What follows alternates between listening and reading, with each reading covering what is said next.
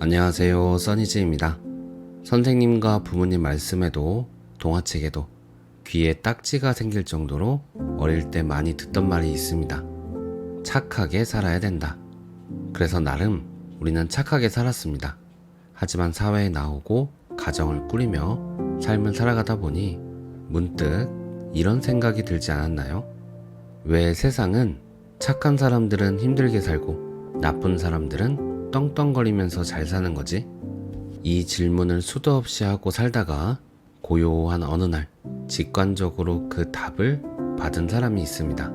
그녀는 그 답을 통해서 더 착하지 못한 자신을 비난하고 더 착하게 살기 위해 끝없이 채찍질을 해대면서 스스로를 괴롭혀왔음을 깨닫게 됩니다.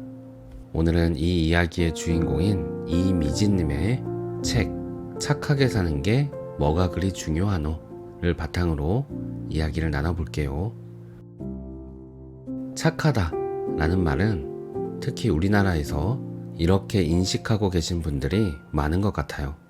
순종하다, 희생하다, 무조건 용서하다, 무조건 양보하다, 주변에 맞춰주다, 솔직하지 마라, 속 시끄럽지 않게 침묵해라, 단호하지 말고 우유부단해라.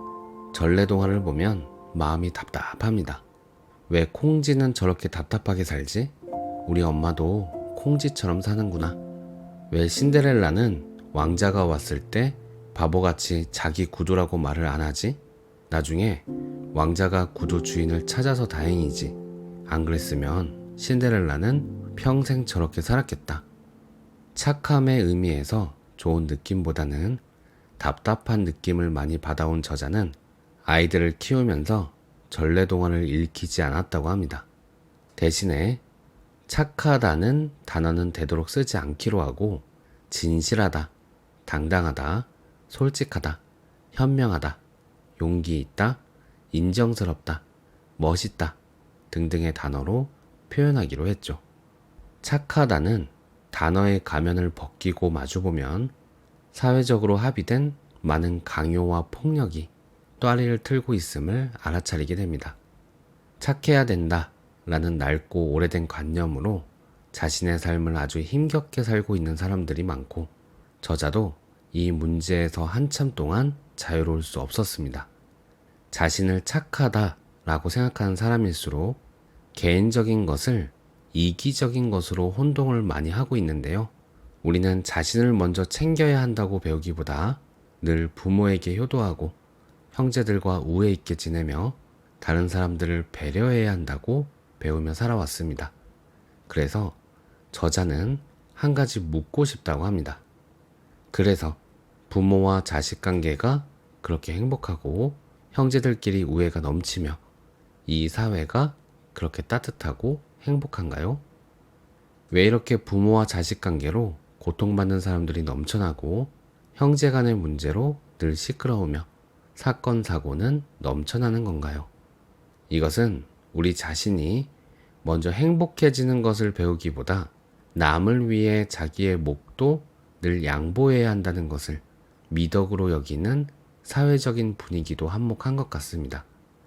진정으로 자신을 챙기지 못하고 늘 불안정하니 다른 사람을 안정적으로 챙길 마음의 여력이 없는 거죠. 이러한 관념을 벗어나지 못해서 자신을 먼저 챙기는 것이 당연한 것인데도 불구하고 그것을 이기적이라고 판단을 해버리는 안타까운 경우가 많습니다. 가장 흔한 예로는 자신이 받게 되는 많은 부탁들을 거절하지 못해서 스스로 힘든 상황으로 몰고 가는 경우죠. 그리고 우리나라에만 있다는 여성들의 화병이 있습니다. 착한 아내, 착한 엄마, 착한 며느리가 되어야 한다는 낮은 주파수 시대의 그 낡은 관념이 지금까지 강요되면서 우리나라의 기혼 여성들의 삶을 고통스럽게 만들고 있다고 해요. 매스컴에서도 자신의 인생을 완전히 희생해서 철없는 남편을 벌어먹이고 그의 가족들까지 다 챙기며 뒤치다꺼리를 하는 여성들이 착하다라고 주목을 받으며 인기를 끌고 있는 경우도 많고요. 이렇게 다른 사람에게 친절하고 자신에게 친절하지 못한 사람은 결국 그 짜증과 분노를 억누르게 됩니다. 만약 이 짜증과 분노를 표현한다면 사람들에게 이기적이라는 평가를 받게 될 것이고, 그것은 이제껏 참고 인내해온 자신의 사회적 이미지를 손상시키게 되는 게 두려움으로써 지속적인 억누름으로 작용하게 되죠. 이런 억누름이 지속되면 어떻게 될까요? 책에서는 이렇게 말합니다. 시간이 흐르면 없어지길 바라면서 억누른 그 짜증과 분노는 더 힘이 응축되어 자신을 낮은 주파수, 낮은 의식 수준으로 끌고 들어가게 된다. 그 후에는 낮은 주파수에 해당하는 어둡고 무거운 현실들이 펼쳐지게 될 것이다. 부탁했던 상대방은 편한 마음에 더 친하게 지내려고 할 것이나, 그 부탁으로 인해 힘들었던 자신은 자신도 모르게 그 상대방이 불편해지기 시작하게 된다. 그 상대와 더 친밀한 관계를 맺게 된다면 그 다음에 또 자신에게 주어질 부탁을 거절하지 못하고 다시 자신이 다 받게 될 것이라는 것을 무의식적으로 알기 때문이다. 그렇게 한두 명씩 서서히 거리를 두게 되고 상대방은 이유도 모른 채 본인들이 거부당하는 느낌을 받게 되어 다시 그 사람을 비난하게 되는 것이다. 이렇게 반복되며 시간이 흘러간다면 늘 다른 사람을 위해 양보하고 배려해온 착하기만 한 자신에게 되돌아오는 건 힘들고 어두운 현실이 되는 것이다. 이것을 알아채지 못하면 착하기만 한 자신은 늘 재수가 없고 인복이 없는 피해자라고 여기면서 살아가게 된다. 그렇다면 이 착한 굴레에서 어떻게 벗어날 수 있을까요? 책을 읽어볼게요. 이제 우리가 해야 될 것은 무의식에 깊이 박혀서 평생 우리를 조종하고 있는 왜곡된 부모의 말들을 뽑아내야 한다. 계속적으로 자신이 현재 생각하는 것과 말하는 것들이 나의 것인지 아니면 부모의 것인지를 구분해 나가야 한다. 이것을 관찰하기 시작한다면 깜짝 놀라게 될 것이다. 이제까지 나의 생각과 말이라고 여기고 살았는데 대부분의 것들이 낡고 낡은 부모의 말과 생각이라는 것을 알아차리게 된다. 지금의 나는 어엿한 성인이 되었으며 내 인생을 스스로 책임지고 살아갈 나이가 되었다. 이제 더 이상 부모에게 사랑을 구하며 의존해서 살아가야 하는 어린아이가 아니라는 것을 깨달아야 한다. 그래야 지금의 반복되는 괴로운 현실에서 벗어날 수 있게 된다. 이 글을 읽는 누군가는 이렇게 생각할 것이다. 아니, 당연히 나는 지금 성인이죠. 그걸 누가 모른다고. 하지만 이것은 다 머리로 이해한 것들이다.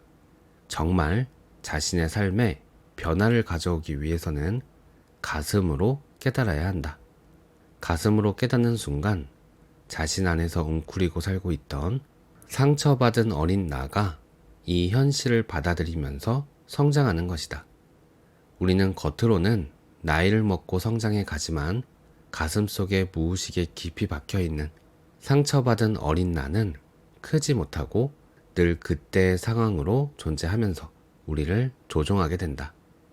내가 아무리 이번에는 진짜 다르게 해봐야지 라며 다짐을 해도 같은 상황이 닥치면 지금의 나는 마네킹이 되고 무의식 속에 두려움에 움츠린 어린 나가 튀어나와서 과거와 똑같이 살도록 조종하고 있는 것이다.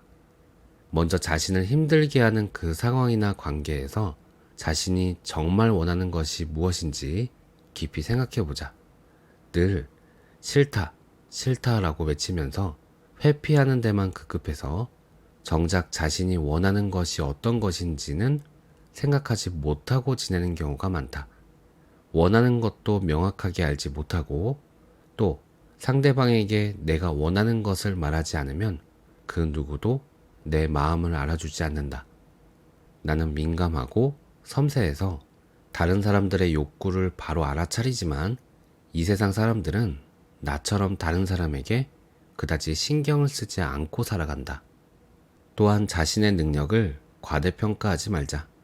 우리는 자신이 착하게 계속 베풀면 언젠가는 상대방이 진심을 알아주면서 변화될 것이라고 전래동화의 결말을 꿈꾼다. 하지만 우리의 착함으로 인한 희생으로는 상대방을 절대 변화시킬 수는 없다는 것을 알아야 한다.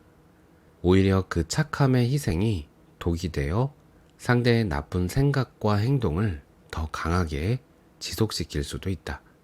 상대방의 우주도 그를 변화시키지 않고 있는데 어떻게 착함으로 지치고 힘들게 사는 자신이 그 우주를 뛰어넘어서 상대를 변화시킨다는 말인가?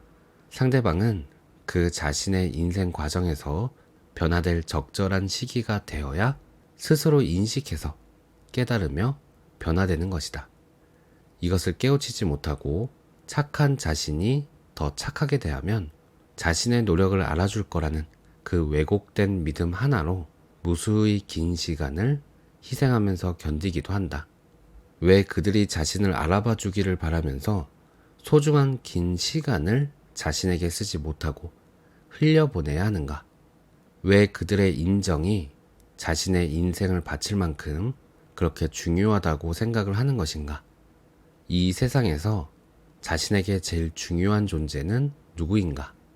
도대체 언제까지 사람들에게 착하다는 말을 듣기 위해서 자신을 억누르면서 고통스럽게 방치할 것인가? 우리는 계속 변화하고 성장해 나가기 위해서 살아간다. 한 번뿐인 인생을 내가 원하는 것을 하면서 그 즐거움을 누리고 그로 인해 자신이 더 확장되는 것을 느껴보자. 이렇게 자신이 충만하게 채워졌을 때 그 높은 진동, 기운이 주변으로 퍼져나가면서 자연스럽게 다른 사람들도 진심으로 도울 수 있게 되는 것이다. 현재 자신의 문제가 가득하고 자신이 고통 속에 빠져 있으면서 다른 누군가에게 진정으로 도움을 줄 수는 없다. 자칫하면 낮은 주파수에서 생각해낸 남을 돕는다는 그 행동들이 오히려 그 사람에게 피해와 불편함을 가져다주는 결과를 불러올 수도 있게 된다. 먼저 현명하고 지혜롭게 자신의 삶을 살아갈 때 그 모습이 본보기가 되어 다른 사람들에게도 그 지혜를 나눌 수 있는 것이다. 지금부터는 순간순간 용기가 없어질 때마다 자신에게 늘 이렇게 말해주자. 세상에서 제일 중요하고 먼저 해야 할 일은 소중한 내가 원하는 것을 하고 편안해지는 것이다. 내가 나 자신을 챙기지 않으면 이 세상 그 누구도 나를 챙겨주지 않는다. 내 부모도, 내 자식도, 내 형제도, 내 친구들도 다들 자신의 삶을 살아가기에 바쁘다. 이 세상의 그 누구도 원하는 것을 말하지 않고 우두커니 있는 나를 먼저 챙겨줄 사람은 없다. 아니요 라고 말하는 사람이 나쁜 사람이 아니라 무조건 네 라고 말하는 사람이 자기 자신에게 나쁜 사람이다. 제발 이제는 착하게 살지 말자. 사람들의 평가는 던져버리고 자신에게 솔직하고 당당하고 용기 있게 살아가자. 착하다 라며 칭찬받던 착하다는 것이 미덕이었던 그 낡은 시대는 이미 예전에 다 사라졌다. 착함은 어정쩡하게 여기저기 휘둘리는 약함이 아니라 명확하게 자신의 영역을 지키는 강함이다. 오늘 내용은 여기까지입니다. 오늘 소개해드린 이야기를 읽어보면서 저도 착하게 살아온 1인으로서 공감 가는 이야기들이 많이 있었습니다. 하지만 사람마다 다를지 모르겠지만 저희 경우는 착함이 핵심 문제는 아니었습니다. 착한 것, 억압된 감정보다도 더 핵심 문제라고 제 안에서 발견한 것은 사랑을 발견하는 눈을 잊어버렸다는 거였고, 그래서 다시 사랑을 발견하기만 하면 됩니다. 시선의 방향만 바꾸면 발견됩니다. 우리는 사랑을 어딘가로 보내거나 사랑을 한다고 생각하는데, 제가 관찰해본 경험으로는 사랑을 보내고픈 그곳에, 사랑하고 싶은 그곳에 이미 존재하는 사랑이 발견되는 겁니다. 사랑이 무엇인지 알 필요도 없습니다. 사랑은 어떤 것이라고 정의하는 순간 내 머릿속에 사랑이라는 개념이 태어났기에 사랑은 사라질 운명이 됩니다. 사랑을 시작하고 끝내지 마세요.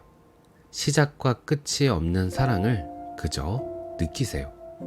우리가 인식할 수 있는 모든 것들은 사랑 없이 인식될 수 없습니다. 오직 내가 할 수 있는 일은 그 사랑에 귀 기울이고 느껴보는 겁니다. 그때 우리 또한 사랑 그 자체라는 것을 느낄 수 있습니다. 오늘도 삶에서 마주하는 모든 것들에 가슴을 열고 감사와 사랑을 발견하겠습니다. 오늘도 평온한 하루 보내세요. 감사합니다.